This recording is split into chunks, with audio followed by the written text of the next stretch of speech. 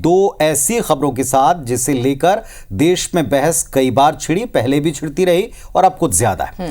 पहली खबर है कुंभ में गैर हिंदुओं की एंट्री को लेकर, दूसरी है जम्मू कश्मीर में धारा 370 की बहाली के बाद इस पर अभी भी बहस से जुड़ी हुई।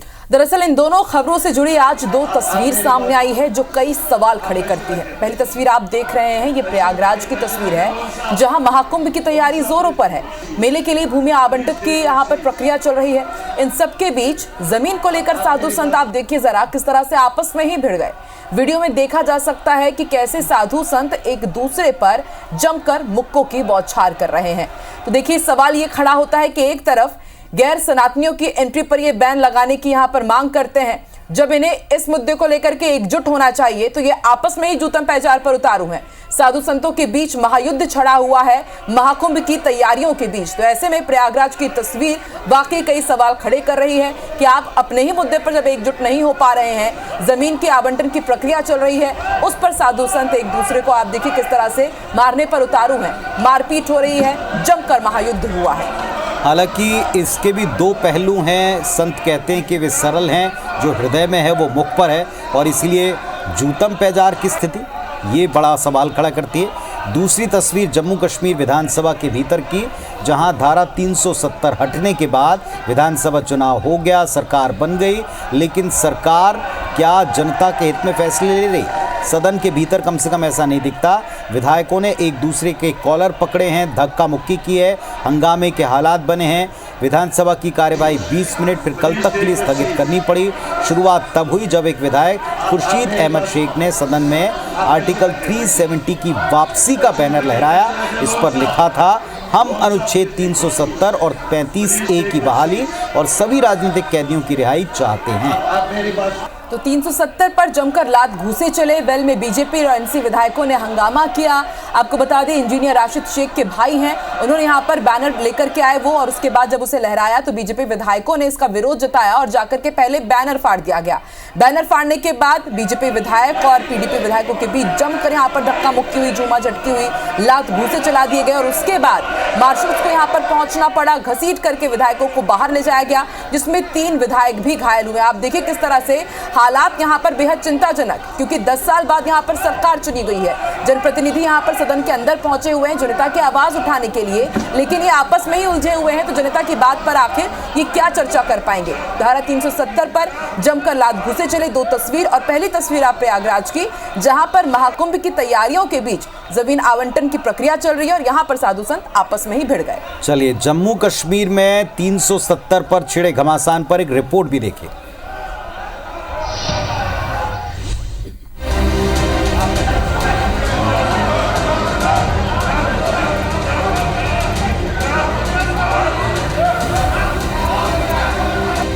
ये जंग का कोई मैदान नहीं बल्कि जम्मू कश्मीर विधानसभा है, जहां उम्मीद की जाती है कि जनता के चुने प्रतिनिधि आम लोगों की समस्याओं पर बात करें, समाधान निकालें और विकास की राह बनाएं। लेकिन लगता है कि कश्मीर की सियासी पार्टियां चुनावी मोड से अब तक निकल नहीं पाई, विधानसभा को कुश्ती का अखाड़ा बना दिया है।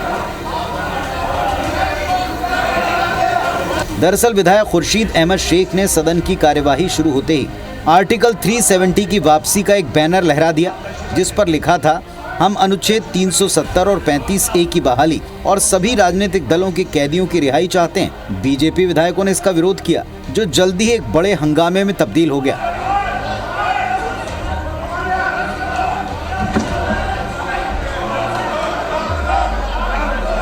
स्पीकर ने कई बीजेपी विधायकों को मार्शल्स के जरिए सदन से बाहर निकाला। इस दौरान 3 विधायक घायल भी हो गए।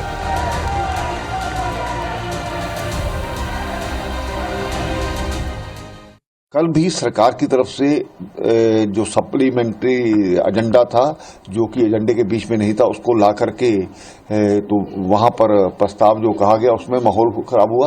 और आज भी जिस प्रकार से इन्होंने बीजेपी के विधायकों को मार्शल द्वारा ये गुंडागर्दी का एक परिचय दिया है, वो भी असहनीय है। हम पिक्चरों में साफ देख सकते हैं कि किस प्रकार से भारतीय जनता पार्टी के विधायकों को धक्के मार करके वहां से निकाला गया। तो सरकार ही चाहती है कि वहां पर माहौल बिगड़े।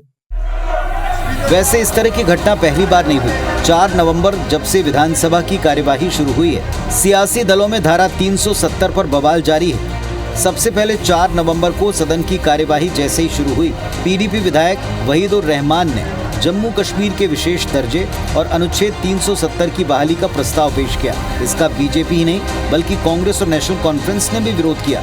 6 नवंबर को सदन में तब हंगामा शुरू हुआ जब सत्ता पक्ष ने धारा 370 की बहाली की मांग से जुड़ा एक प्रस्ताव पास कर दिया। इसके बाद 7 नवंबर को ऐसे ही बैनर लहराए जाने पर बवाल मचा। कश्मीर विधानसभा में जारी हंगामे से बीजेपी को कांग्रेस और नेशनल कॉन्फ्रेंस सरकार को निशाने पर लेने का एक मौका मिल गया है। बीजेपी कांग्रेस से धारा 370 पर अपना रुख साफ करने की मांग कर रही है। अगर भाजपा के लोग टेबलों के ऊपर खड़े होके और वो स्पीकर साहब या सेक्रेटरी साहब की कुर्सी तक को हाईजैक करेंगे तो क्या हमें एक सिंपल बैनर शो करने का हक नहीं है? और वो बैनर वही था जो कश्मीरियों के दिलों में जो चीज़ें हैं, जो हम 5 अगस्त को हम कंडेम करते हैं, रिजेक्ट करते हैं और हम 370 और 35A की वापसी चाहते हैं। मैं इंडिया अलायंस के सभी नेताओं को, देश के नागरिकों और भारतीय जनता पार्टी के कार्यकर्ताओं के माध्यम से आश्वस्त करना चाहती हूं कि संसद द्वारा पारित धारा 370 पुनर्स्थापित नहीं होगा और जम्मू कश्मीर को भारत से बांटने का उनका ये प्रयास कामयाब नहीं होगा। हम लोग हैं जो हिंदुस्तान को मजबूत करना चाहते हैं, ये हम लोग हैं जो भारत माता को मजबूत करना चाहते हैं। ये वो लोग हैं जो ना भारत माता के, ना देश के, ना किसी और के, ये सिर्फ अपने आप। इनके बीजेपी के पेज पे देखो जाके लोग क्या बोल रहे हैं। इसलिए लोग चाहते हैं जो नेशनल कांग्रेस बोल रही है, जो मेरे लीडर फारूक अब्दुल्ला साहब बोल रहा है, उमर अब्दुल्ला साहब बोल रहा है, जो सुरेंद्र चौधरी बोल रहा है, वो लोगों के हित की बात है। जम्मू कश्मीर में सुप्रीम कोर्ट के आदेश से पूरे 10 साल बाद चुनाव हुए हैं। उम्मीद है कि सदन में आम लोगों के मुद्दों पर सार्थक चर्चा हो, लेकिन बहस धारा 370 के इर्द गिर्द ही घूम रही है। और ये भी तब जब सुप्रीम कोर्ट से लेकर केंद्र सरकार तक ये बार बार साफ कर चुके हैं कि धारा 370 की बहाली अब नहीं होगी। ये भी कहा जा चुका है कि धारा 370 आज सिर्फ एक भावनात्मक मुद्दा है, लेकिन इससे कश्मीरियों का कोई भला नहीं होने वाला।